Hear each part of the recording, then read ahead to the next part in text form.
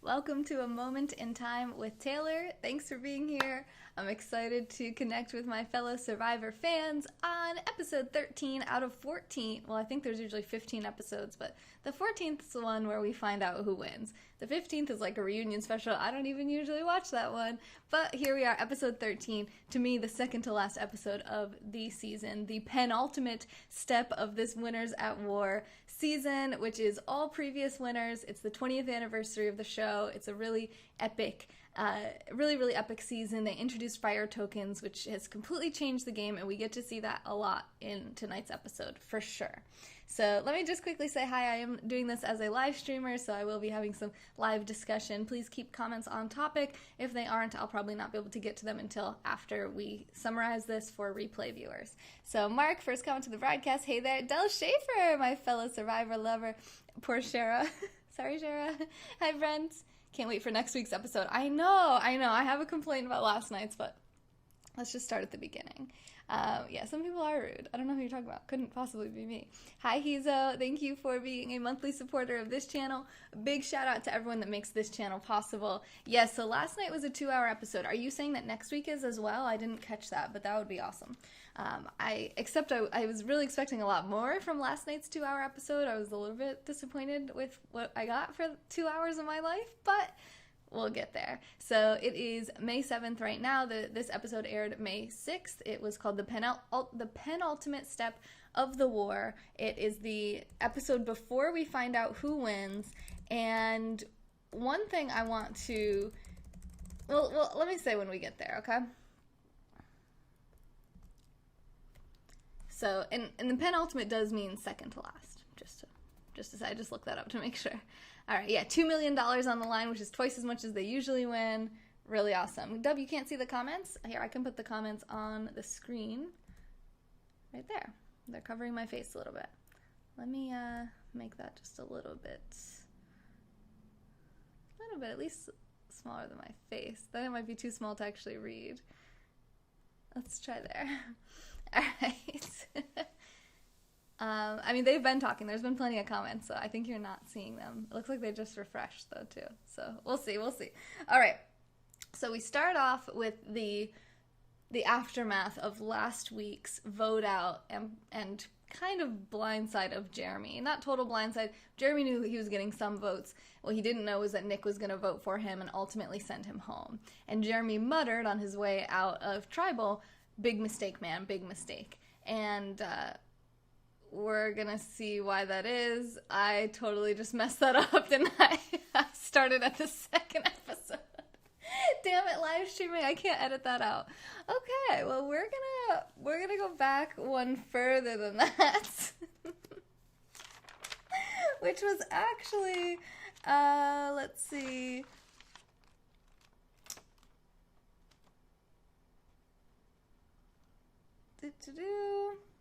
This was Kim getting voted out last week, right? Okay, that's my bad. Sorry, it was 2 episodes last night in one. So just forget I said that. We'll get to that in a minute. So Kim got voted out last week, which was, I've kind of said that I'm like the angel of death. When I say people are playing the game really well, they get voted out. First it was Sophie, then it was Kim immediately afterwards. Hi, Iori. Sorry, he's out. Hey, Daryl. Yeah, it's a really great show. Some people aren't as into it, but... No comments here. Thought I was ghosting. Yeah, so I have them on the screen. Yeah, they're right here. Penultimate, is that like a pinnacle? Penultimate is the second to last. So this is the episode before we figure out who wins. Blooper reel, I know. And with live streaming, there is no bloopers. So yeah, Kim tried to make a move on Tony, so she got out. And it really seems like Tony's running the complete show at this point. So after the last episode, what we found out... Oh, thank you for the super hearts. Thank you, Bob. What we found out was that somehow everyone knew about Michelle's advantage and that she gave it to Jeremy to play. They didn't show us that. They didn't show us her telling everyone about her 50-50 advantage. As far as I know, I thought Jeremy was the only one who knew about it. I thought their alliance was therefore under wraps. I thought the fact that it was her advantage was under wraps. So I don't know exactly how that happened, but that's what the episode started last night. She was complaining about that. Oh, now everyone knows that I was willing to play my advantage for Jeremy. Everyone knows that I have that advantage. It's all out in the open, and that kind of sucks. So good news is that the spy nest, yes. Good news was that she did get her advantage back. Jeremy gave it back to her. That was really cool. I love that. I don't ever watch Ponderosa, no, but there really isn't any Ponderosa this season because everybody is on Edge of Extinction, right? Who's still left before this episode? Could we see what they look like? Absolutely. I would love to make that happen for you. So one tricky thing, so there is Edge of Extinction this season, which means that everyone that's been voted off is still in the show. They're not participating in the game, so they can't participate in immunity challenges. They've already been voted out, so they can't get voted out again. They're on a separate island that's nearby to the main island where the main game is being played. So people who've already been voted out are still over there, with the exception of one person who did quit, and that was Sandra. She is the only person in the history of Survivor to have won two seasons of Survivor in the past. She's won $2 million from the game before. She has the title of the Queen. She says Queen stays Queen, but because she quit, now someone else is going to be Queen or King because someone else will have won too. Because everyone that's playing this season has won a previous season, so they will at least have tied her because she quit. But she quit because she's not very physical. She didn't have any confidence that she was going to be able to win her way back into the competition. I don't know. She's the only one who's not in it anymore. So everyone you're going to see here is still on the show, but I'll tell you the people who are still actually in the game, although everyone else you see, with the exception of Sandra, does have a chance to win their way back in, just one more person. Okay? So here we go. So there's Natalie. She's been on Edge of Extinction longer than anyone else. Thank you so much, Bob. You can still see my banana dancing at the top. There is Tyson. Now, Tyson has been voted off twice. So he got sent to the Edge of Extinction, won his way back in once, and then got voted out again. So he does have still one more chance to win his way back in, which we'll get to see who wins their way back in next week. There's Danny on Edge of Extinction. Sophie's on Edge of Extinction. At the beginning of last night's episode, Jeremy was still part of this. So I'm just going to say it, like, I already ruined it anyway, but Jeremy is still in the game. Sandra is the only person who quit. Ben is still in the game. Michelle is still in the game. Wendell's on Edge of Extinction. Adam's on Edge of Extinction. Yule is on Edge of Extinction. Sarah is still in the game. Amber's on Edge of Extinction with her husband, who she met through Survivor, Boston Rob, who's also on Edge of Extinction. Parvati is on Edge of Extinction. Yeah, I think you're probably right about that, Bob. Kim is on Edge of Extinction. She's the most recent person to have gone there as of the beginning of last night's episode. Denise is still in the game. Tony is still in the game. Nick is still in the game. And Ethan is on Edge of Extinction. He's also the person who played Survivor the longest ago. He was on Season 3, Africa, and he was the third person to ever win Survivor in the history of Survivor. So he was like the second year of the show, which is pretty awesome. Okay, so there we have it. Those are your remaining players. Now, again, most of those people are still in the show and could potentially still win the game, even though they've been voted out. Tyson's been voted out twice. But we'll just see. Parvati, yeah, he's the wants Parvati to win. I want Yule to win.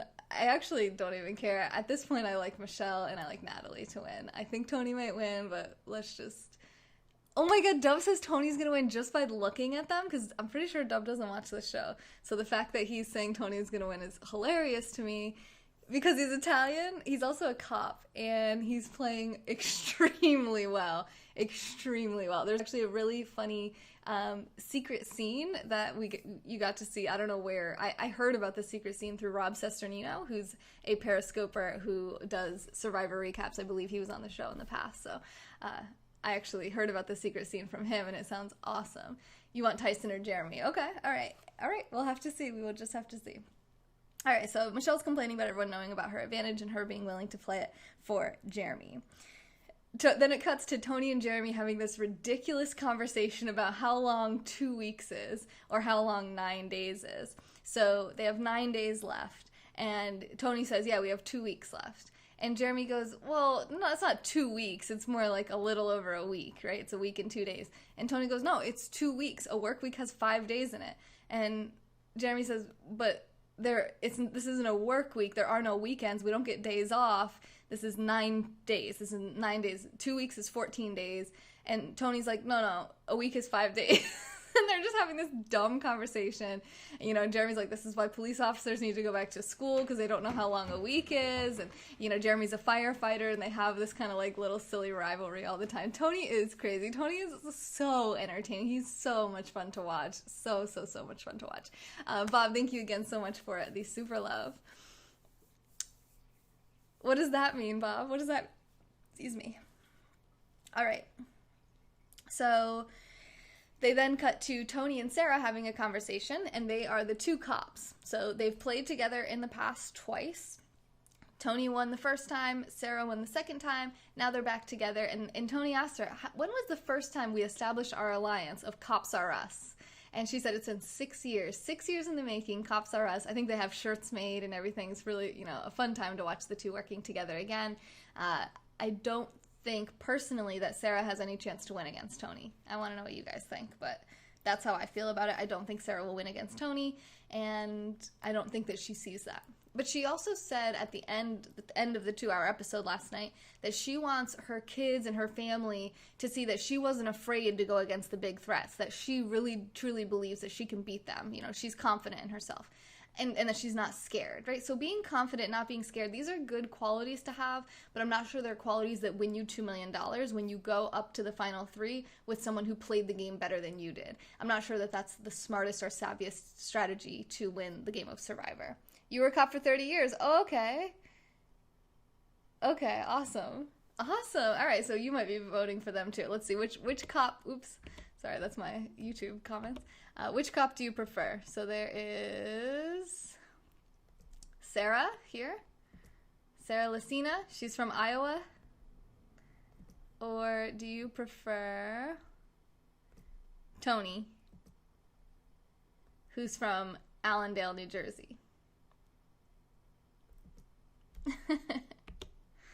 Who do you pick to win out of the cops? If you're voting for a cop, I assume you would since you were a cop for 30 years. I actually like that I have the chat on the screen because now I don't have to leave my YouTube comments up because I could see this. Does Tony make good gravy? I don't know what that means. Oh, you mean because he's Italian? I don't know, maybe.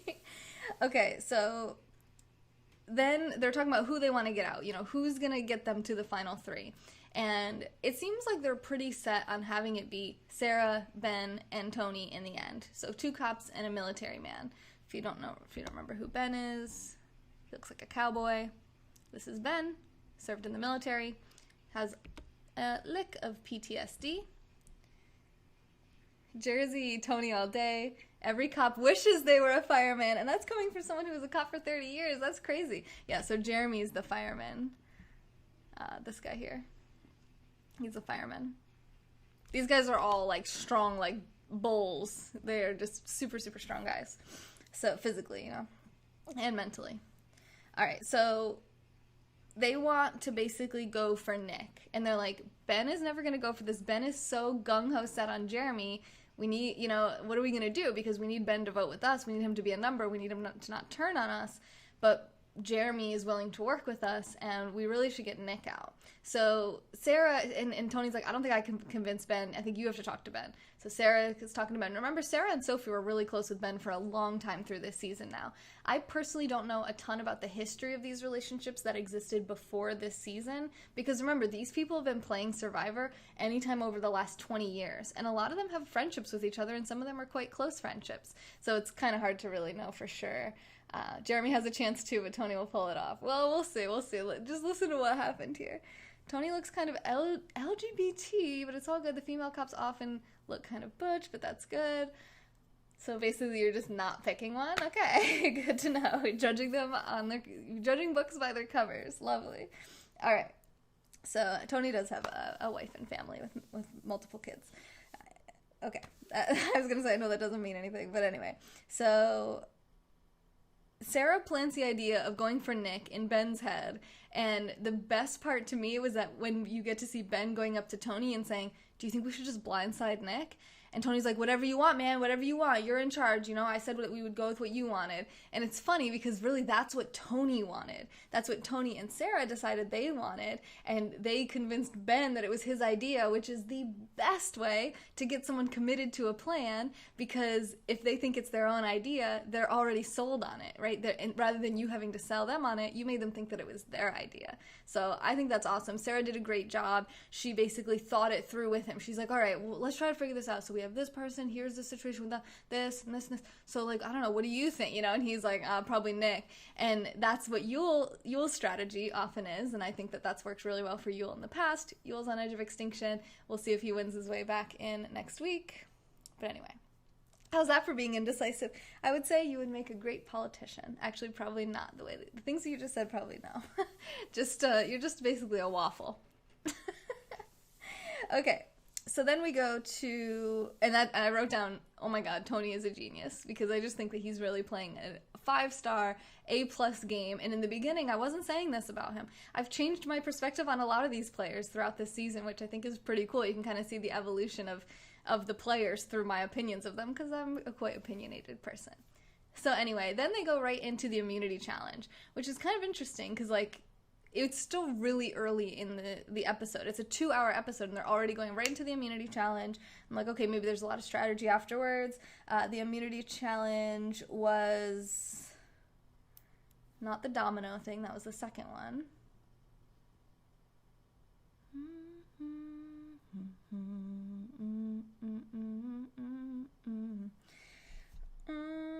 What was the first immunity challenge?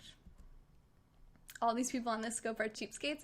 Survivor's not my most lucrative content, but yeah, you're the only person who sent super hearts thus far, although Hizo's monthly support came through today. People can support on the website too.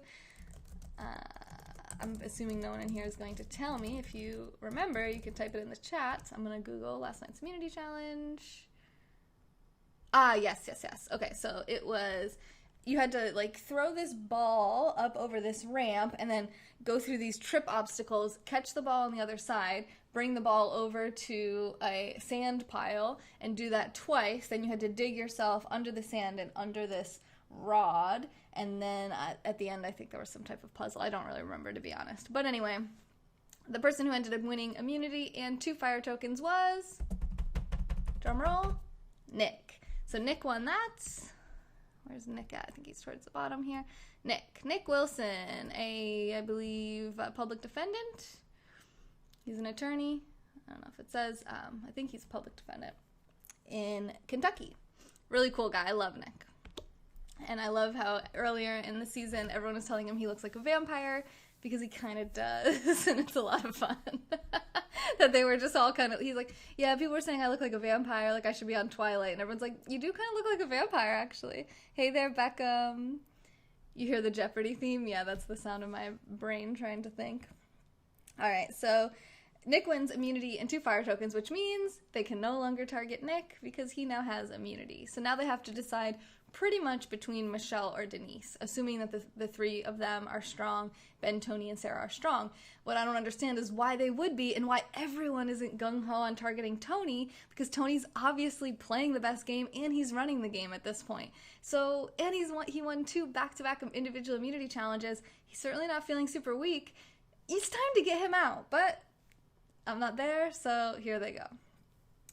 It looks like, actually, they're starting a game similar to that you're talking about, Bob, in America, actually. I saw some commercials for it on CBS last night. I don't remember the name of it, but yeah, and Nick confessed to Parvati that she was his high school crush. Yeah, exactly. That was great. All right. So then they decide that, so here's kind of how, here's what I wrote anyway. There was 2 episodes last night. Some of this I barely even remember at this point. Hello. So Jeremy, Sarah, and Nick want Denise. Ben wants Jeremy or Michelle. And Tony basically says to split the votes. So Tony says that they should split the votes between, so basically 3 votes on Jeremy.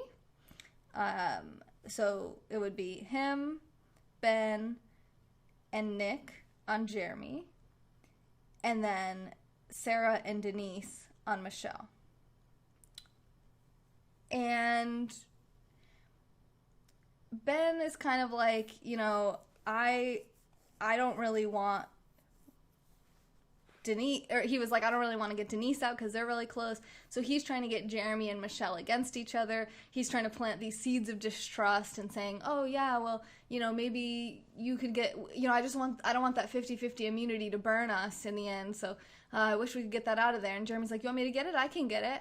And at first I'm thinking, Jeremy, are you falling for this? But Jeremy knows. He's like, Ben's playing me. They're all saying, oh yeah, we're just going to go for Denise, easy vote, blah, blah, blah. They're all pretending they want to go for Denise. And he's kind of reading between the lines like, nah, this is not legit. And then you see Ben telling Michelle, watch. I bet Jeremy's going to try to get that idol from you. Just watch. And she goes, I'm not giving it to him. I'm playing it for myself. I'm not giving it to him. It doesn't matter if he asks for it or not. It's going for me. He's like, but just watch. I bet you anything he tries to get it from you. Because he told him to, right? So, but then Jeremy doesn't present it that way to Michelle. He says, Ben told me I should try to get your idol from you, and I think something fishy is going on. I think something's not good here. And she's like, you know, they basically both come together. They figure out that Ben's playing them both, trying to get them against each other. But it's difficult for them because they're 2 people against 4 people. And in Survivor, you need numbers if you want to do anything about this. So they're like, oh, they want to get Ben out, and it's just like this whole thing where they can't really make a whole lot happen here. So Michelle in Tribal Council, and it's very boring Tribal Council. I thought last night's episodes were both kind of boring, actually. Hey, Matt. So thanks for inviting. Last night, Michelle plays her 50-50 idol, which was really exciting. It was actually one of the most fun, exciting parts of the whole episode last night, if you ask me, because it's a 50-50 idol. So it's like a big circle piece of wood, I think, and one side of it says safe, and the other side says not safe. So she flips that, and she plays it, and if it lands on safe, it's an immunity idol, and any votes cast for her don't count, and if it lands on not safe, any votes cast for her do count. So she's considering playing it for Jeremy. She's looking at Jeremy, she's like, should I play it for me, should I play it for Jeremy? She's like, whatever, I'm playing it for myself. And it lands on safe, which was a lot of fun, so she actually gets the immunity idol, no votes cast for her count at all. She ends up getting 2 votes, Ben ends up getting 2 votes, and Jeremy ends up getting 3 votes. Which means that Nick flipped, or was it 4 votes? Doesn't matter. Basically, Nick flipped and decided to stick with Tony and Ben and Sarah, and he voted Jeremy out. And like I said accidentally in the beginning, Jeremy was leaving, and as he walks out, he kind of shakes his head disapprovingly at Nick and says, you really messed up, man. That was a bad call, really bad play. And I couldn't agree with him more. So Jeremy gets voted off, right? So it goes a little something like this. Bye, Jeremy. We love you. We miss you. Thanks for being a fireman. So Jeremy goes to the edge of extinction. It would have been cooler if she had votes as much as Jeremy. Well, so here's the thing. If she had used it on Jeremy instead of herself, she had 2 votes and Ben had 2 votes. So then it would have been a tie and everyone would have re-voted and she actually would have gone home because they still had the majority. So assuming that Nick wouldn't have gone for Ben, I mean, I guess we don't know for sure because who would get to vote in that case? Denise, Sarah, Ben, Tony. It wouldn't have mattered, right? Because even if Jeremy and Nick both voted to get Ben out, you still would have had Tony, Sarah, and Ben voting for Michelle, and Michelle would have gone home. So she had to play it for herself, and I'm glad she did, because I would have sucked if she saved Jeremy at her own expense, right? It's nice to save someone when you're not on the line, but if you save someone and then you go home in their place, that's not a good play, right? You have to keep yourself there. If she got 3 votes, 2. If she got 3 votes too.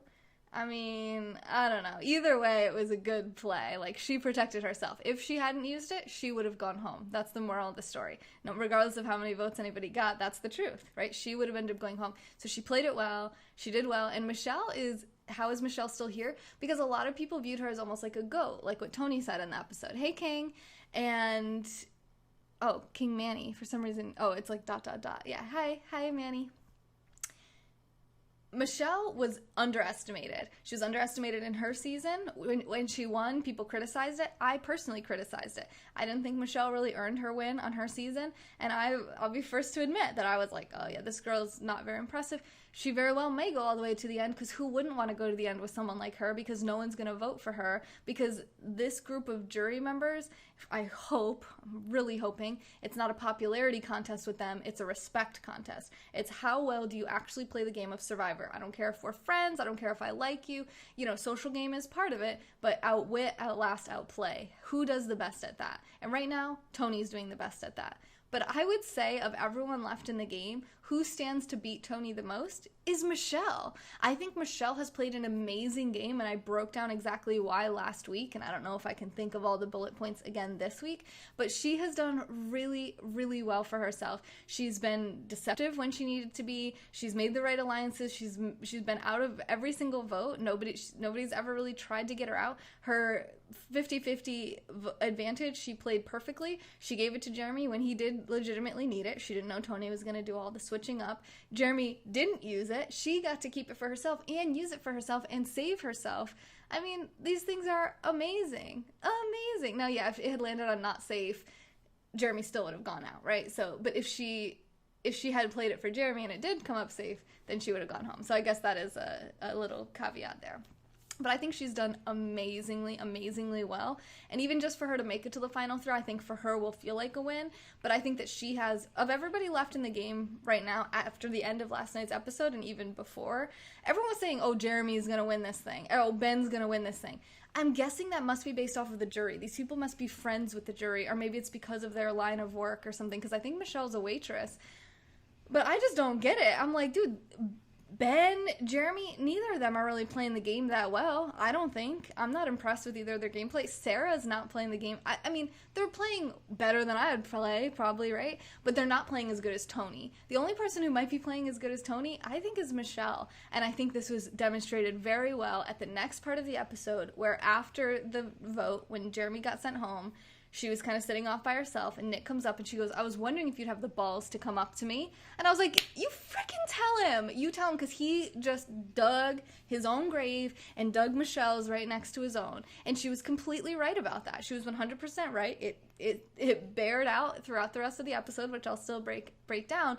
But she's like, explain to me what path forward you see now. You think these guys are going to bring you to the end? How many people do you think can be sitting in the final three? You think they're going to pick you over Denise? They're going to pick you over, Tony, Ben, Sarah, Denise. You are screwed. You just screwed us. You had your opportunity to get Ben out of the game. Jeremy would be here. Jeremy's willing to work with you, and you had a much better shot getting to the end with me and Jeremy than you do with those three. Good luck, or with those four, really. You're screwed. And she was completely right. Completely right. Shara, thank you for the super hearts. Sorry about my private broadcast. I just couldn't resist. I thought that would have been so funny to just be like, bye. I got booed. I was leaving. You had just gotten there, but I was just about to leave, so. Anyway, it made me laugh. Hopefully you understood that. Okay. Oh, love Brazil. Okay, who you think will be in Final 3 and who's coming back from Exile? I think Natalie's coming back from Exile, and she has an idol, so I assume she'll be in the Final 3. So, I don't know, maybe like Tony, Sarah, Natalie? I think Sarah would be dumb to bring Tony to the end. It really is going to depend on that final immunity challenge, because that person gets to pick who sits next to them. And then the third person, then it's like a matter of votes, right? And there might be a fire-making challenge, but it's still, in my opinion, a little soon to tell. They're going into the final episode with a lot of people. Hey, Sarah, there's still, okay, so let me say this at the end, because I don't want to give away who got voted out before I get there. All right, so she got safe. Jeremy got out. Jeremy gave both of his tokens to Michelle, which I think is awesome. And that shows how well Michelle has played the game, too, because she has gotten so many tokens. She's been the richest player in the game multiple times. And why is that? Because the people who get voted out always give her at least one token. Not always, but a lot of times they're giving her tokens because she's making alliances with the right people. Now, you could say these are the people getting voted out, but that means they're the members of the freaking jury. There's no one you want to have a closer alliance with than the members of the jury at the end, right? You want those people to, you didn't vote any of them out. You didn't put any of them there. None of them have any bitterness or resentment towards you, and they see that you've been on the bottom this whole time and you make it to the end. That is a strong case. You have this resume a mile long. Denise thinks she has a resume because she sent Sandra home and played 2 idols in one tribal council. That was a stupid move. Sandra handed her an idol. She handed her the opportunity to get Tony out of the game, the guy who's playing better than anyone else the entire season. And you're telling me that was a good move that's going to look good on her resume? Absolutely not. Denise doesn't seem to have had any really strong alliances the entire game. I mean, I would want Denise sitting next to me at the end 150%. 150%. I would want Denise and Sarah. I would probably, whoever I was in the game besides those people, I would want Denise and Sarah sitting next to me because I would think I would have the best chance if I was one of those other people to beat them of anybody else. So it really kind of depends on who's choosing, right? Hey, Lib. Lib Destroyer. Let's just be loving, right? I'm probably in the same political spectrum as you are, but this is not a political broadcast, and also we don't want to destroy people, right? We want to teach them. I personally would rather teach people than destroy them. If Tony makes it, no one has a chance against him, except Michelle. I think Michelle does. Hey, Sarah. Not because she played great, because they are not mad at her. That's one of the many reasons that I just explained. She convinced Tony that she didn't have an advantage. She had no tokens left because she had spent them all on advantage that helped her on the edge, not one in the game. And he believed her. He's a cop. His job is to basically be able to tell when someone's lying. And his words were, Michelle came clean to me. She told me about her advantage that she has when she gets to the edge, blah, blah, blah. It was total BS, and he ate it right up like it was grandma's cookies. So she's killing it. She's playing it right under the radar, right where you want to be. I mean, she's basically the ideal Survivor player at this point because everybody likes her. Nobody sees her as a threat. She's playing the game well. She's deceiving. She's getting advantages. She's getting tokens. I mean, she's dominating it from the bottom, right? She's having trouble, she's like not on top of the game. So it's definitely between her and Tony. I think Tony's playing the best game, but he has the numbers, you know what I mean? Like, he played a longer time ago, and he has friends in the game, more so than Michelle does. It doesn't seem to me that Michelle really had relationships with anyone in the game before this, besides Wendell, who's her ex-boyfriend, and they have, like, bitterness between them. So that's tricky. She wasn't really close friends with anyone there. Her and Parvati seemed to connect really well, and then her and Jeremy. But other than that, I mean, she's really been... I thought her and Nick were hitting it off pretty well, but Nick kept basically playing a bad game, in my opinion, so we'll see. The smartest thing for everyone is to flip on Tony and Sarah. Absolutely. How are they not seeing that? I mean, okay, yeah, you want to have your meat shield there. You want to have a bigger target and a bigger threat than you to a certain point, but you're getting to the point now where you're missing your opportunity to get him out. He could win the rest of the immunity challenges. You know he's going to bring Sarah because he thinks he can beat her. He's telling her because they're cops and cops are us and it's me and you, you're my partner, you're my partner, you're my partner. And she's just like, oh, grandma's cookies, so delicious and warm chocolate. Wake up, Sarah. You are not going to win against him. Please realize this. I don't know if it's like some kind of agreement where it's like, okay, well, if you win, you'll give me $1 million because you only thought you were going to win $1 million. We'll split it either way. It doesn't matter. I doubt it. Or some kind of like, they're friends. So like maybe you'll benefit some way by just keeping them around, by them winning, just by being friends with them afterwards. There'll be some benefits that come your way. I don't know, but... maybe she just thinks, like, this guy's definitely going to take me to the end. I'm not sure anyone else will, so I'm going to stick with him.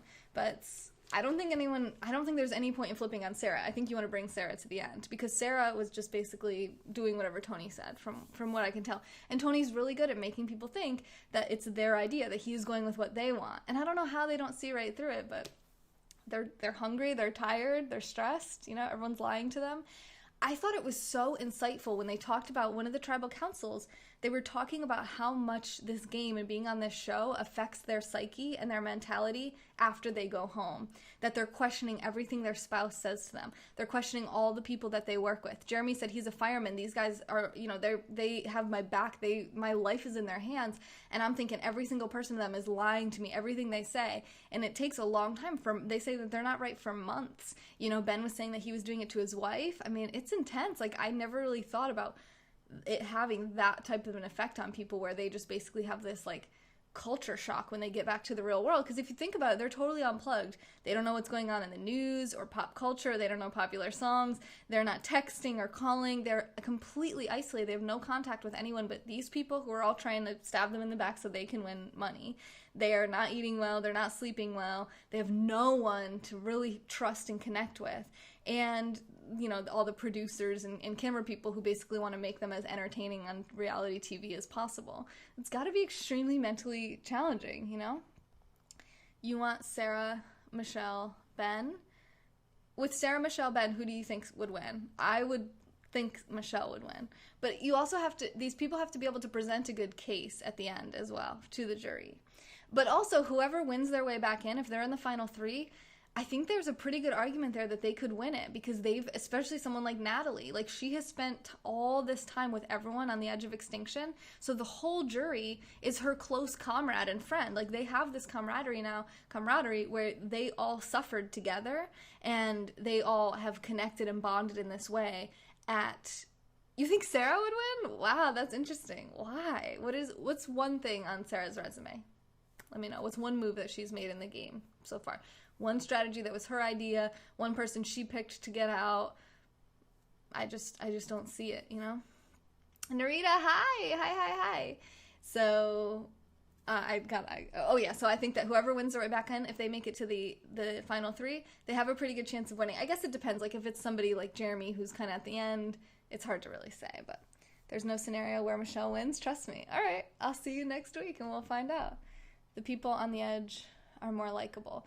Well, they're more connected too. So if any old school player gets back in, they have all the old school player votes in a way, right? Because they're all bitter about that. Like they got all the old school people out. They're going to want to vote for their old school people, right? They're going to want to vote for somebody that is like that underdog, the person that fought their way back in. Maybe. At the same time, if you look at it, let's say Tyson wins his way back in. Tyson got voted out twice. How can you pick that person to win Survivor, right? You already lost twice in one season. Okay, so you won a challenge. Does that mean you should win the game, right? So you win 2 important challenges. Does that mean you should win the game? I'm not so sure. You know, someone like Natalie was voted off first. She never had a chance to play the game, and she killed it on Edge of Extinction. She did better than any other person on that entire island. I think Boston Rob gave her a run for her money a couple times, but for the most part, Natalie dominated that island, and she deserves to win still because she toughed it out and she made it through all this time on Edge of Extinction. Then to fight her way back at the end, she has a good chance of winning, I think. It's tough. If Natalie and Tony are both there at the end, that is a great head-to-head kind of challenge, I think.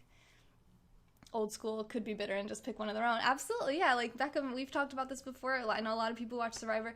Sometimes it is this like popularity contest. A lot of it is like this social primary thing that they vote on rather than outwit, outlast, outplay. It's like, who do I want to see this money go to?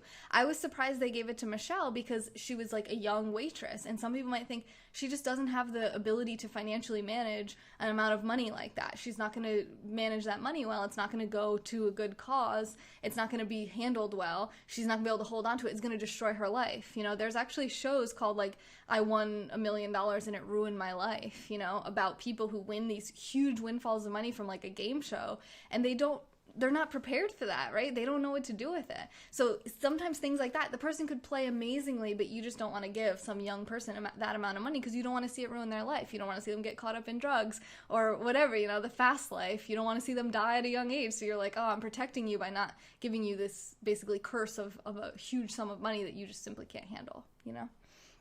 Hi, Midnight. The smartest thing, yeah. Do you feel like they did a good job of showing what the tokens could buy? No. They would quickly show the menu. So what they showed last night, and I don't think I'm quite there yet. Jeremy got out. Both of his tokens went to Michelle. Did anyone notice Wendell had a beard comb? I'm not sure what it was. Was it a shell or something? He was sitting there going like this through his beard with something, and it looked like a little beard comb. I'm like, where the hell did he get a beard comb on the Edge of Extinction? Anyway. So then Tony decides he wants to go for Michelle. Michelle gives that lecture to Nick 100% accurately. And Tony says, he basically says, you know, Michelle's been he sees her, right? He sees her. He's like, okay, this girl, she's a hyena. She's playing it under the radar. She, you know, some people would say that she's a goat. You don't want to take a goat to the end at Winners at War because there's not a lot of respect in that. But I don't think he's really seeing, like, how she's really played the game big picture. Because I've been watching her, and I didn't like her in the beginning. And now I'm like, dude, this girl is bank. So the tokens, now they did start showing last night in the second half of the episode, or the second episode of the 2-hour special, that how many tokens people had. So it would be like Rob, and then it would say below him whatever, you know, season he won, and then it said, it was a little fire token symbol, and it said the number of tokens he had, 0. And it started doing that towards the end. I was like, finally it clicked for them. They should have been doing that the entire season. The entire season, not only should you have seen how many fire tokens each person has when they're doing their little confessionals and their name is up on the screen, but at the end or beginning of I think at the end of every episode, they should have put up on the screen a list of everyone in the game and how many fire tokens they had. That would have been so helpful, because if they had shown enough scenes to show us what happened with the fire tokens, great. But for example, they didn't show us that Tyson spent 2 more fire tokens on peanut butter for this second half. So he's not getting any advantages into the game. He's getting peanut butter. That's what he decided to spend it on. So peanut butter is now cost 2 tokens instead of 1. He spent it on peanut butter again. No advantages. Peanut butter only, just like last time. Last time I think he had an advantage as well. So this time he just went with peanut butter instead of an advantage. But they didn't actually show that in the show. So, like, we know he has tokens. We don't know what they get spent on, you know, because they're not showing us. And they're not showing us how many tokens they have from one episode to the next. That whole thing where, like, Parvati and Danny had the one advantage and they said they were going to spend all their tokens on food, never showed us what happened with those, if they split the tokens, if they went towards food, if they kept any of them. Never got to see that. When Natalie and Parvati found that wine bottle and they did the extortion advantage, they never showed who got the tokens. Did they split them? Did they spend them on anything? It was just like, all of a sudden last night, they're just like, Natalie has 14 tokens. And you're just like, how in the world did that even happen? Like, how does she even have 14 tokens? Like, I've been tracking it from week to week to week. And last week, I thought Natalie might have 6 tokens.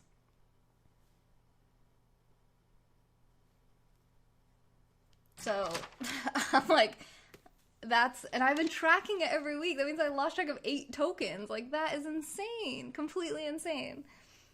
Yeah, 14 tokens, yeah.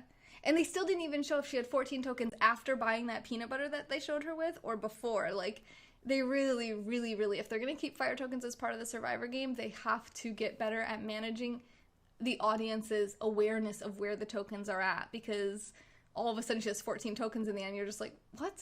How did that happen? Nothing wrong with peanut butter. Yeah.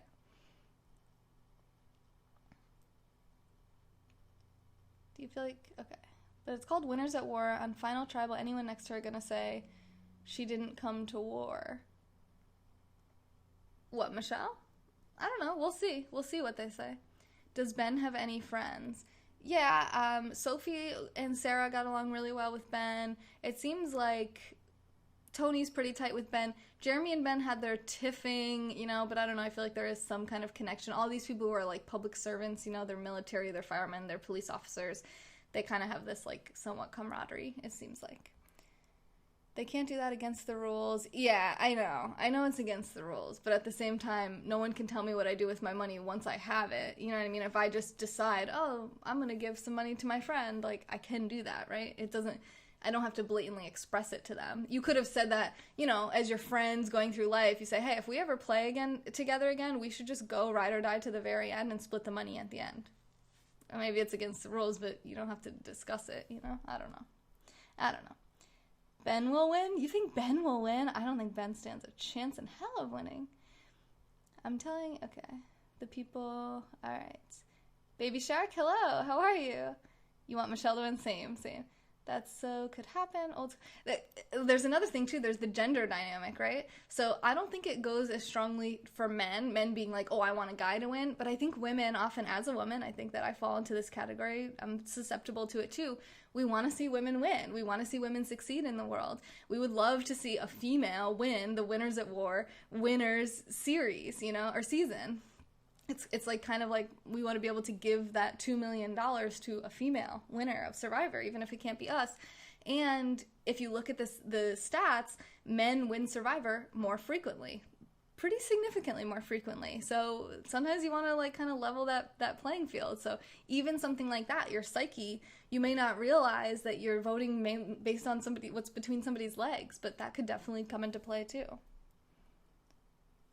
We can talk about the preview of next week at some point, and where it showed everyone in the challenge. Yes, and there's actually, they actually showed on the menu, if you paused it, you got to see exactly what the challenge is. So yeah, we'll talk about that. We'll talk about the price list as well and how that changed. Hey RP, what's up? What's up? You want Wendell back in? Yeah, well, Wendell has a chance. He has a pretty good chance. Natalie got so many advantages. I think she's going to be hard to beat in coming back challenge. Absolutely. Absolutely. It's basically going to depend on how good she is at a table maze. Don't listen to that guy on YouTube. What guy on YouTube? Wait, is somebody over on YouTube? I probably missed some comments. It's Matt. Hi, Matt. The Gold Cafe is lying. Rob's going to get back in and win. We'll see. We'll see. The more aggressive you play, the bigger target you are to get eliminated. Well, apparently that's not true for Tony. Didn't Parvati and Natalie get 6? I thought so. They said Parv had 2. Well, remember she said she was going to spend all those tokens on food for everyone. So then I think she got 2 after that from challenges on the edge. But when she did that one where she sold, I think she sold something to Michelle. Was it the 50-50 advantage? One of those. When she sold something to someone, she got a bunch of tokens, and then she told everyone about it because she said she was just going to get food for everyone. So, which is not a great way to play Survivor, if you ask me. But it's just just being a nice person, you know? Scottish Steel, what's up? This is Next Juice. I'm Taylor. 3 advantages for next challenge. Yes, she did. Yep, which costs 6 tokens. Still didn't know the value of the tokens for the next episode. Okay, so Flying Brian, she got 8 from Nick. Yeah, she did. And maybe I just didn't count that last week. I don't know. I was so, it was so confusing to try to keep track of everything that they had, especially on the edge, because they weren't showing, their lives and what was going on with them as much. So them I got confused. Even with Tony. Tony had borrowed 3 tokens at one time for the extortion advantage, and then he was he won the 2 tokens for the immunity challenge, and he goes, oh, now I can pay back my debts. And I'm like, you had a debt of 3 tokens, you won 2 tokens, how did you pay back your debts? Who did you choose to pay back? Was it Jeremy, was it Ben, was it Nick? Was it, did you keep one and only pay one person? I don't know, right? And then he won 2 more, and then everyone's saying, oh, he has all these tokens, and I'm thinking, he should have 1 token because he still had an outstanding debt with somebody else, and I'm just I just don't even know anymore. Nothing wrong with peanut butter, right? She extorted twice, once for 6, where Tony bought the advantage. The second, Nick paid 8 tokens. The one for Tony was Parvati, though. That wasn't Natalie. That was Parvati and Danny.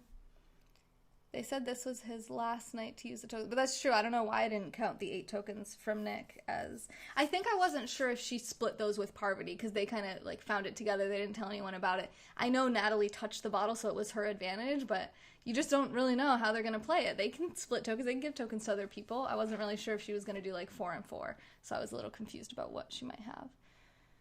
Yeah, and they said this was the last night that they could spend the tokens, right? It was the last day they could spend tokens. And you don't really see anyone in the game spending tokens on anything except for stuff that comes from the edge. Even though at one point we saw a menu where they could get a tarp and fishing gear. I think there was stuff that they could buy, and you don't really see them doing any of that. So it's just it's been really hard to track what's going on with the tokens and the menus. And they briefly show the menu in passing, and it's if you're not really into it, you might not pause it and look. Okay, I can get this for this, and this for this, and this for this. And then you're sitting there going, I don't even know who has tokens at this point, and how many they have. So it was not well edited, in my opinion. I will survive. Natalie better win if she has all those It would be pretty embarrassing if she didn't win, I would say. That would basically just mean she's not very good at table mazes. And who knows if you prepare ahead of time with getting good at table mazes. There's so many different things that you could be. You could be getting really good at swimming. There's been barely any swimming challenges this season, You could be, studying micro-expressions and trying to have this amazing social game, and you're the first person voted out. You spend the entire time on Edge of Extinction. You don't know how to do a table maze. Who knows? What are they going to do with the Survivor reunion? Are they all going to go on Zoom? That's my assumption, yeah. Tony best bet to get Ben and Sarah to final, and he'll get $2 million. I agree. Yep, I think he wins against Ben and Sarah all day. And the fact that they don't see that is blowing my mind. No way Ben wins. I don't think so either. Hi, Laura. Never got that prospect. If I played, I'll always vote for the best. That's what I would think too, Beckham, but human psyche is real. And we think, you know, it's when we're sitting on our couch at home watching, it's so much easier to be logical, right? Because we're well rested and we're eating food and we're warm or cold, like, you know what I mean? We're comfortably temperatured and we're in clean clothes. We've been taking showers and like, you know, maybe getting laid and just having a grand old time with like normal human life. You know, we're not having to sit there and watch these people week after week be closer and closer to the $1 million that we were there to win, and all you really get to see is tribal, right? You don't actually get to see them playing the game. So us at home, we get to see how they're, oh, Tony's doing amazingly. You're sitting at the jury, you don't know Tony orchestrated these moves. You see him with the immunity necklace, okay, so you know that he has the immunity necklace. You might hear some witty things that he says to Jeff, some great metaphors. You don't know that it was his decision to swing and to do this and to do that and move like this, move like that. And he has to be able to explain all of this to the jury at the end for them to really know, you know? Now, when people get voted off and go to the edge of extinction, they can talk about it then, right? They can say it was all Tony's move and everything like that. So that probably does come in to play too. Natalie wasn't that far ahead. She was tied with like 4 others. Wasn't that far ahead? What are you talking about? Oh, on the little clip that you got to see, that was very misleading, and I'll tell you why in like 5 minutes or less. Danny? What about Danny? Hi, Josh. It's hard to come back from extinction and win. That's what I would assume. Chris only did it because he forfeited his immunity and got Devin out on the fire challenge. Yeah, for sure. Chris did a good job, but Chris and Devins were first-time players. It's a totally different dynamic. These are people who have friendships, relationships with each other for, you know, I mean, Ethan played almost 20 years ago. So people know Ethan. Like, think of someone like Nick. He's just excited to be there, right? He's the most recent person to have played. Even Adam, you know, even Michelle. It's like, dude, I'm with Boston Rob, I'm with Parvati. Like, I'm starstruck by these people. There's just so much human dynamic here that comes into play rather than just pure logic and sense and outwit, outlast, outplay. There's this the outplay part is very interpretable, you know, like how, and even outwitting, you know, outlast is kind of, to me, that just, you know, you make it to the end. That's outlasting. Whoever's at final 3, they all outlasted everyone else. Outwitting, outplaying, it kind of depends on how, you might not want to admit that you got outwit by this person. You might not like this person very much, you know? In the beginning, Tony was playing kind of fast and loose, and you might not really have a whole lot of respect for him. So sure, people can tell you, oh, he's doing all this stuff, but you still have this little seed of, like, bitter resentment in you thinking, no, he didn't outwit anyone. You guys are all dumb. I'm smart, and I'm definitely not voting for him, right? I'm going to vote for Michelle, who I think is outwitting all of you. Who knows, right? That's just an example. Taking showers. Yeah, and in Survivor, they don't get to take showers, you know? Cher said, it's starting to give me depression, I need to get laid. Get a vibrator. That challenge where they were standing in cold rain looked horrible. Yeah, Sophie looked like she was going to crack. But she stayed up on that pole for a while. Comments on the Fritz again? For some people, yeah. Ethan was in the 2nd season. Oh, I thought it was 3rd. The game was much slower, almost never existed. Yeah, it was a totally different game, totally different. I think they need to revamp the question asking at the finale. I don't like it. Yeah, I totally agree. I mean, yeah. I think it should be more of like an open forum discussion almost, you know? I liked it when they all asked one question to help them make up their mind. Yeah, that's what they still do, is it not? What do you mean? All right, so Wendell has a beard comb. Tony wants to go for Michelle because he feels like she's, you know, he's starting to see her as a threat. Michelle's lecture to Nick, 100% accurate. I already went over all of that. Natalie got to the stone throne first, so they get this clue that says, like, picture yourself at the sitting on the stone throne all alone, and everyone thinks they know where it is, and they're going to all these different stones. But Natalie, you know, Tyson, I love Tyson. Like, I've seen Tyson play before, but I didn't watch the season that he won, because I watched the season where he played with a lot of, like, repeaters, like Rob. I think Parvati was in that one. I forget. I think Sandra was there, and Tyson was there too. And Tyson didn't play a great game that time, and he wasn't in for very long, so I wasn't able to really see. He played with Parvati, and that was the one where Hance was in there, Russell Hance. So I saw that season, and I was like, oh, Tyson. You know, my boyfriend loves Tyson. He's like, oh my God, Tyson's amazing. He's so great. And I'm like, I don't know. He didn't really seem that great the season I watched. but now I see why people love him so much. He's very like wise, and he's also very clever. He's a funny guy. The things he says are pretty funny. But with Natalie, I love how he described, he's like, Natalie's been here longer than anyone else. He's like, and I watch her move, and it's like she's part of this island now. Like, she's become part of this island. She's just like one with it. You know, she knows where everything is. She's a beast, right? She's a CrossFit trainer for a living. So she is just a beast 100% of every day. So she finds the stone throne first. She goes back, she tells everyone what she gets to do. You know, they all kind of brainstorm what she should do, whatever. She takes all the tokens from this, where she then, this is where she extorts Nick, right? So that's why I didn't have it last week, because it happened in this challenge. So she gets the 8 tokens from Nick. Nick only had 6 tokens. He needed 2 more tokens. So this was a disadvantage. So it wasn't an extortion. It was, she was selling a disadvantage. So basically he gets to pick one person to play a disadvantage on at the next immunity challenge. Someone who you don't want to win the immunity challenge, you pick them to play it on. He only had 6 tokens, so the cost was 8 tokens. So he goes to Michelle. She gives him 2 tokens because she had just gotten 2 tokens from Jeremy. They have 8 tokens together. Excellent. They play it on Ben. All is well. They go to the immunity challenge, where they basically have to go through this trip. There's a bunch of trip obstacles, and they have to line up these big dominoes, and then they have to hit the one domino, and they all have to go off as a perfect domino event, and then land on this like iron circle at the end. And lo and behold, who wins this immunity challenge? Friggin' Michelle. Yes! Because Tony was gunning for her, and whoever Tony's been gunning for lately gets voted out. And this was so exciting. I was so happy. Michelle's doing her little dance. She points out that nobody's clapping for her. Nobody even seems happy that she won, because they wanted to vote her out. Maybe not Nick, but everybody else. And so they were bitter. They didn't want her to win, and she knew that, and she was aware of that. And you know, Jeff brought this up at Tribal Council. He said, this is why it's so important not for people to know when they're on the bottom, because when they know they're on the bottom, it could give them that little extra oomph and that little extra juice to win the immunity challenge and to fight that much harder. And that does seem to happen a lot in this show. And Sarah said, yeah, when you know that you're safe, you might take your foot off the gas a little bit, right? Because you're just not feeling that pressure as much, that you need this, you have to get this. You just think, you know, it doesn't really matter if I win or if I don't win. I know I'm safe. So that's a very key component here, and Michelle ended up winning, which was great. It added another thing onto her resume that I don't believe she even needed, but it looked great, especially being on the bottom. She got to talk about that at Tribal. She said, I knew I was going home. Now I'm sitting here with this necklace. I feel great. I'm happy. Let's see what happens, you know? Becca. Okay.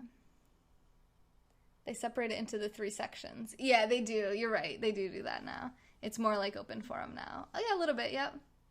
Josh, get your reading glasses. You need reading glasses, my friend. Is anyone else having trouble reading the comments on the screen here?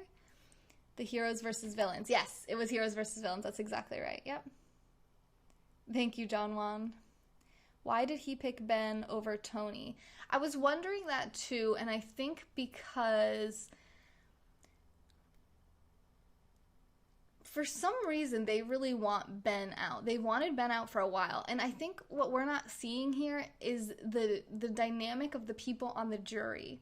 And I think, because they kept saying Jeremy's this huge, they keep saying Jeremy and Ben are these huge threats, they're going to win in the end. And I think that, the only thing, because I personally think has nothing to do with the way they're playing, because I don't think either one of them have won immunities. You know, I think they each got like an idol and an advantage here and there. But what I don't understand is why well, just listen to me then, Josh. Don't worry about the chat. I'll read the comments as I always do. Why they think these two are going to win, because they're not really doing these amazing things, but it must be jury management. It must be something to do with the relationships that these guys have with the jury. That's the only thing that makes sense to me, but you guys can let me know what you think.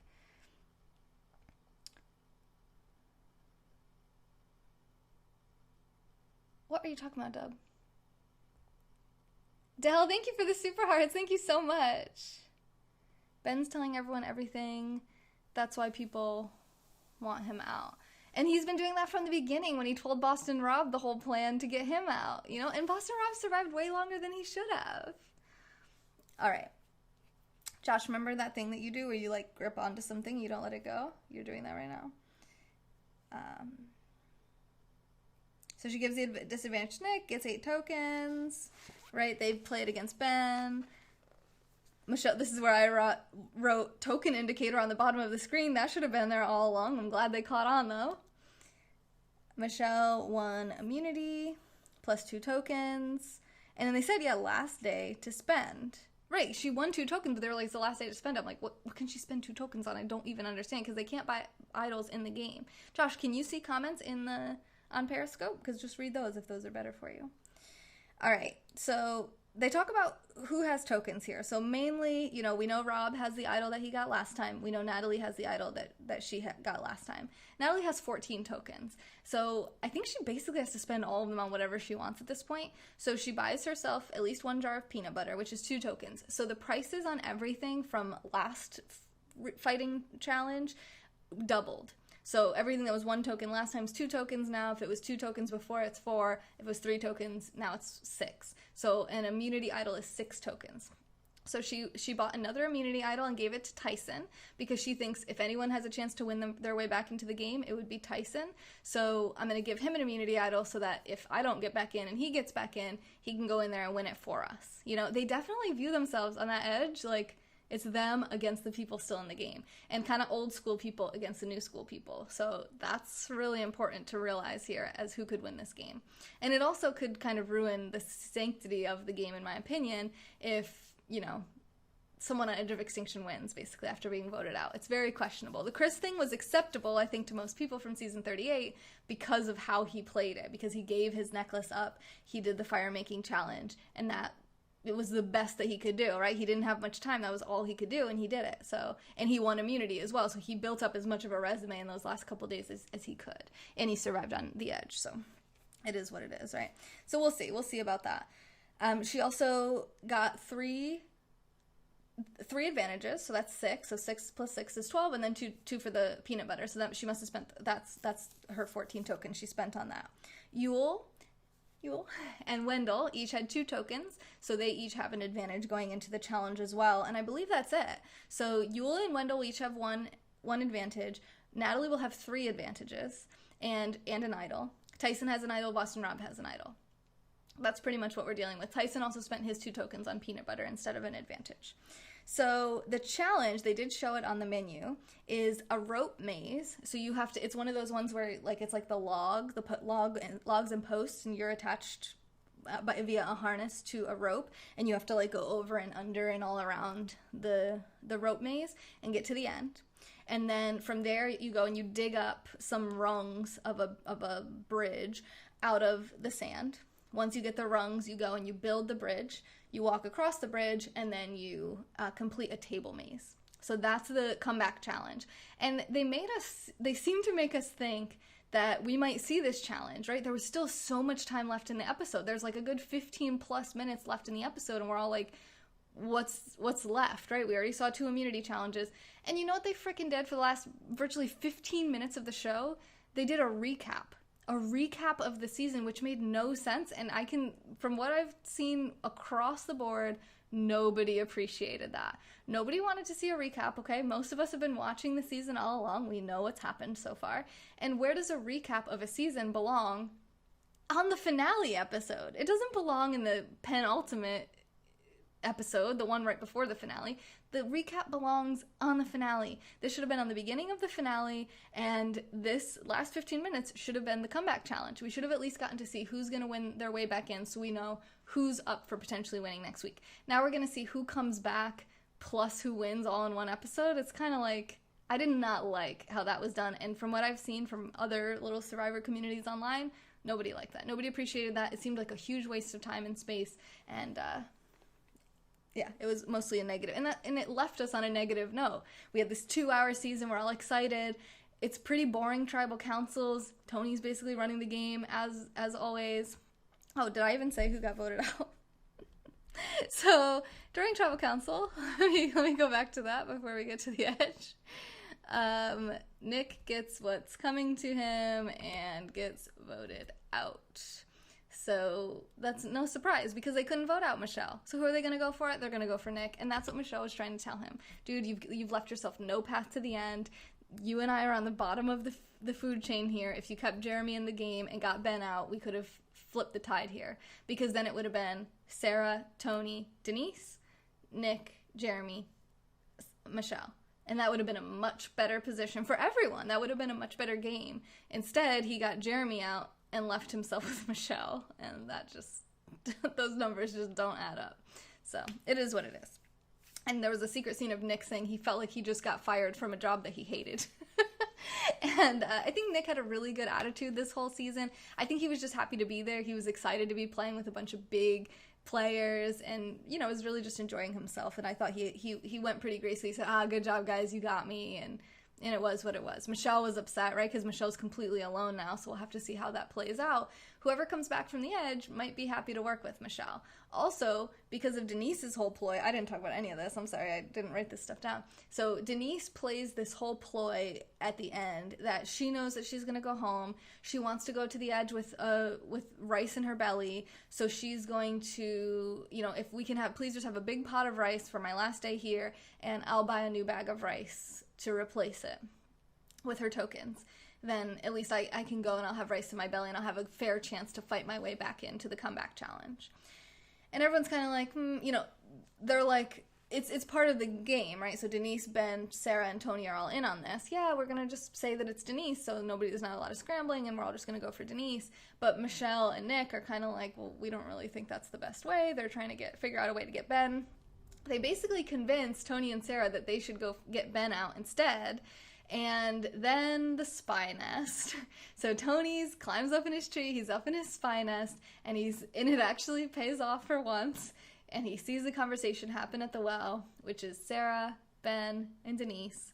And Denise says, digs her own grave a little bit here, and says, hey, I'm pretty sure you guys have a final 3 with Tony, but I'm not really totally sure that you guys can beat Tony in the end, so I'm willing to do whatever I have to do to go to the final 3 with you guys. I'd love to go with you guys, you know, consider it, let me know.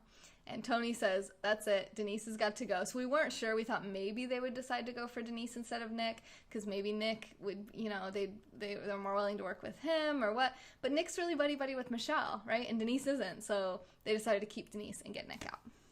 I don't know why I didn't write any of that stuff down, so sorry that I kind of went backwards there. So anyway, back to the challenge. So the first advantage is that you do not have to complete the rope challenge. So that means that Natalie, wait, who do we have? We have Natalie,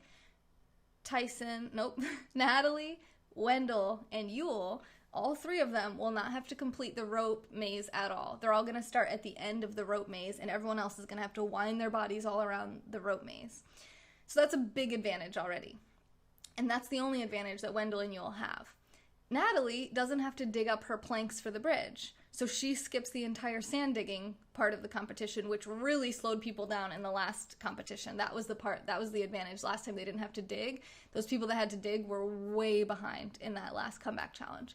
So she gets to skip that as well. So then Yule and Wendell still have to do that part. Natalie goes on to the next part where 1/3 of her bridge will already be built.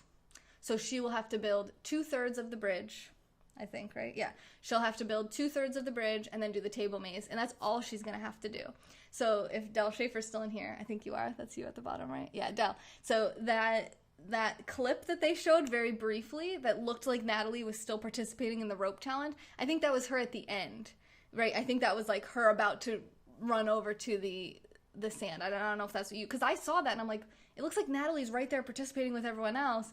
It did look like she was ahead of them, but I think they just showed like basically the very beginning of the challenge where she has to basically start there at the end of that, run over the sand, run right up to the bridge, build 2/3 of the bridge, and do a table maze, and that's it. So if she doesn't win, it's embarrassing a little bit, and it's also means that she's basically just not good at table mazes, because I can't imagine how long it takes to build this bridge, but other people are still, there's a chance that she could complete the entire challenge, and some people will still be on the rope part of the challenge, you know what I mean?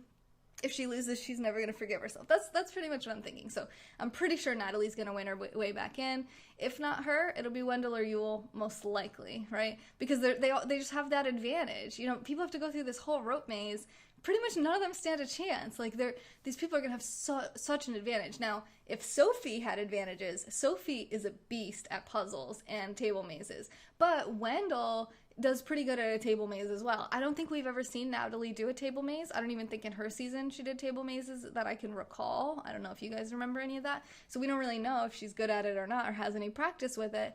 But Natalie is a beast, and her head is so in the game, and she seems so focused and just so ready to win that I feel like she'll have such of a head start that she'll be able to figure out the table maze if she needs to. If she's never done a table maze in her life, I still think that she could win, because it's a table maze. I think any of us could really do it given enough time. So if you give us way more time than everyone else has, we could probably beat Sophie. You know what I mean? If we had a 30-minute head start on her, probably, right? That's what I would assume. So that is the comeback challenge we're going to see next week, assuming Natalie wins, and then we're going to have to see what the final immunity challenges are. So that's going to leave us with Sarah, Ben, Tony, Denise, Michelle, and then whoever comes back in the comeback, assumably Natalie, which will leave us with 3 more immunity challenges, and then we'll have our final 3. Is that right? Or is it 4 more? That's what I don't understand. Like, how are they going to show all of this? They're going to have the comeback challenge and all these immunity challenges in one episode? It must be a 2-hour episode. You can't say anyone returning from Extinction have a chance at winning except Natalie. Yeah, I mean, I think, like, Parvati, Amber, Rob, Ethan, these people, I think they're all, Tyson, I think they're all very closely linked, so they're going to get a lot of votes from the jury just for being there, you know, over anyone else, really.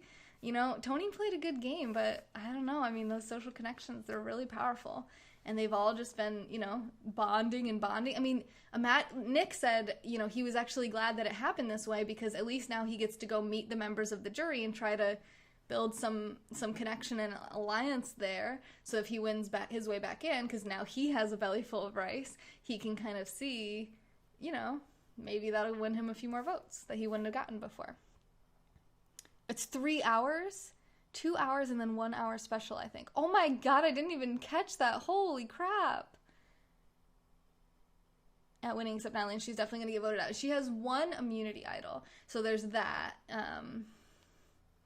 You know, I assume she plays it the first one, which means it's out there again. Maybe she'll find it. My money's on Tony or Ben finding it, because they're kind of beasts at finding idols. Men tend to find idols a lot more than women, which is kind of a pain in the neck. I really liked how they had Edge of Extinction set up as this economy where everyone can, you know, you can basically sell you can sell items to get tokens, and that gives you an advantage rather than having to just purely physically attack it, you know. I think that's pretty cool. It introduces a new level of gameplay, and it also introduces, so thank you, Ed, for the super hearts.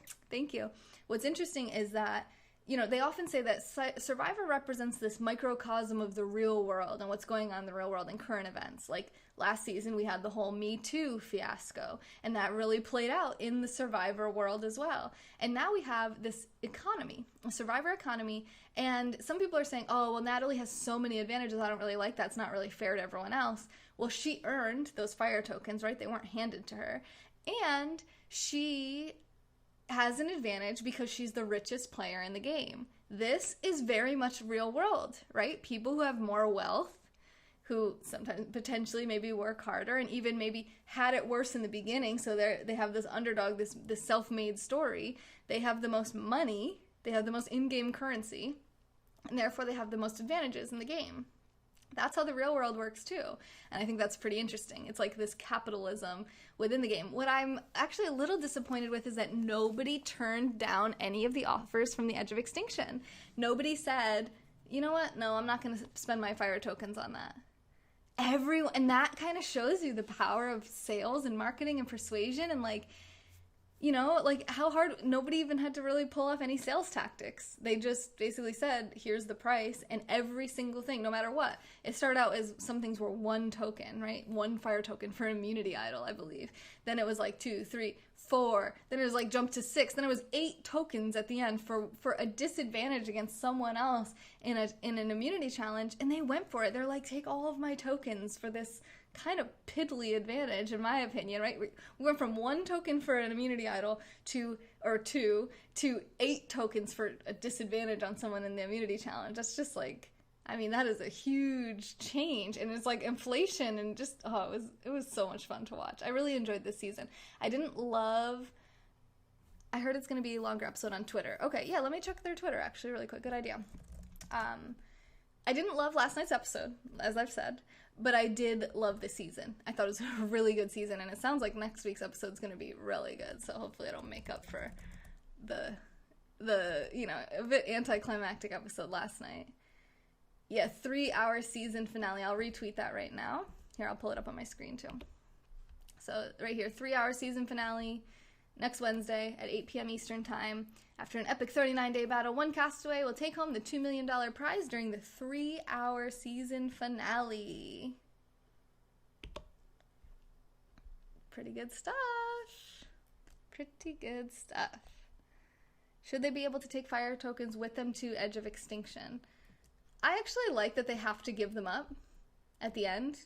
It's almost like you get voted out, you file for bankruptcy, and instead of giving them to the bank, you're giving them to someone else, It's like forced philanthropy almost. That's kind of cool. I think it's a cool component of it. I actually do like that component, that they go empty-handed to the Edge of Extinction, because the Edge of Extinction is really not supposed to have, all these great advantages. I wish that someone, like, even Sandra, hung around a little bit, got a fire token for doing something, and then just was like, all right, let's get a bottle of wine, celebrate, and I'm quitting. You know what I mean? Like, we didn't really get to see any, like, really big parties or celebrations on the Edge of Extinction. They could, like, they could have bought beer and pizza and wine, and I kind of was hoping that someone would just, like, kind of give up in a sense and just be like, oh, let's just live it up and have a good time and, like, make good TV, but they were, a little bit higher level players than that. She earned it for sure. Agreed. Totally agreed. Bonjour. I think they were afraid the jury will see them as weak players for passing on advantage. Interesting. Very interesting. I guess it depends on the strength of the advantage, right? Compared to the strength of your fire tokens. What can your fire tokens buy? So, if you can buy food as opposed to a disadvantage on someone else in an immunity challenge, you might go with food, not because you're weak, but because that's going to make you strong rather than trying to, make someone else weak, which is maybe not the best strategy, but I don't know. I guess I don't know. I know, penultimate. I didn't actually make up that word. That's a real word. It means the second to last in a series. So this is what CBS named this episode, the penultimate step of the war, which is the second to last step of the war. It's the second to last episode of the season. The finale is next week, Wednesday. The 13th the 13th at 8 p.m. Eastern Time. Hey, Phenomenal Night. Actually, it's 8 p.m. Eastern Time for me, but I think some people actually don't get to see it until 8 p.m., like whatever your time is, which is kind of crazy. I miss Super Idols. It's been long since we've seen a Super Idol. I don't think I even know what a Super Idol is. I'm kind of new to Survivor, honestly. Seeing them reunite. Yeah, that's what I was going to say, except we did get to see them have their families out on the edge. But even that was kind of crappy. Oh, you said the 3 hours. Oh, yeah. Yeah, I know, Del. I was just pulling it up to show on the screen. What do you mean you said that? Yeah, no, I saw it in the chat, and then someone said they saw it on Twitter, so I was like, oh yeah, let's go pull it up there, so that basically we're just seeing that. Yeah, I believed you. It's not because I didn't believe you, or I don't know what you're accusing me of, but I believe you, and I heard you, I think. Even that, like, Amber and Rob, like, we didn't barely get to see their family. Did you guys notice that? I talked about it on my recap. It was like, I barely got to see their kids, like, there weren't any, like, romantic moments with them with their kids or anything. I was just like, what's, like, I don't know. I feel like, maybe as someone who creates content, I'm a little bit of a stickler with, what's being included in the content when we see it, especially when you have so much money to pump at this show and so many people working on it and editing it and producing it. Like, I'm one person and I'm a live streamer. I messed up at the beginning of this broadcast. Nobody's perfect, but I do have a little bit higher expectations from CBS, who used to dominate the television networks. It is 12:10 a.m. Yep. Super Idol, you can play it after the votes were read. Oh, there was one of those... I was going to say not that long ago, but that's only because I binge-watched all the seasons of the people who were on this season. I think Tony had the Super Idol, the last I saw. Tony had one of those, yeah. That was probably a while ago now. It felt like not that long ago because I was watching at the end of 2019, but hey, Victoria. So that is the end of my Survivor recap episode. I hope you guys enjoyed this. It is after midnight now. So you did a scope today. Awesome. On what? Let's check it out. Your new house listing? Oh, are you in real estate, Del? My boyfriend's in real estate. That's awesome. He's not in here right now, but he's the one who came in and sent those super hearts. He's the top contributor there, Ed. That's my boyfriend, and he's a real estate broker. That's pretty cool stuff. So hope you guys enjoyed Survivor lovers and not. Hopefully our love for it and our little battle between me and Beckham is somewhat interesting for you guys, at least a little bit entertaining, even if you have no idea what's going on. The end. Yes, Kyle, it's the end. Don't forget Rob is the godfather. No, he's the Rob father. So I did have a plan for what broadcast I was going to do after this, but I'm going to need more time than I have. So when they presented idols first, the regular idol were used after the votes read. Yeah, yep, I remember that, yeah. And Yule used it to win the whole day, yep. Yeah. Thank you, Del, for the super hearts. I might actually call it, I'm trying to decide if I should call it a night or try to do that broadcast in 30 minutes. Let's just try to bang it out. Okay, I'm going to end this, and I'm going to come live with a thank you for the Super Hearts broadcast. So the first week of every month, I shout out the top Super Heart contributors from every single broadcast the previous month. So my next broadcast is going to be just me. It's going to be just on Periscope, thanking everyone who is a top contributor of Super Hearts throughout the month of April. So if you were the top contributor, you'll get your shout out then. If you're the top contributor tonight, like Mr. Ed is, you'll get your shout out the first week of June. I love you guys. Thank you so much for all the love. Thank you for the super hearts. Thank you for making this channel possible on the website. Thank you to Shara, Bob, Ed, and of course, Del, who made it to the end for all the super hearts. I'll see you guys in just a few minutes. This has been a moment in time with Taylor. So much fun. I love connecting with you guys about this. It always makes me happy, and I hope it makes you happy too. I know, I love the Survivor recaps too. Do you watch Rob Sesternino's as well? I feel like he doesn't really engage with comments, which I prefer, obviously, as a live streamer, because I'm commenting and I want him to like say something about what I'm saying, but you know, it is what it is. Alright, I hope to see you guys on the next juice. This has been a moment in time with Taylor. Au revoir.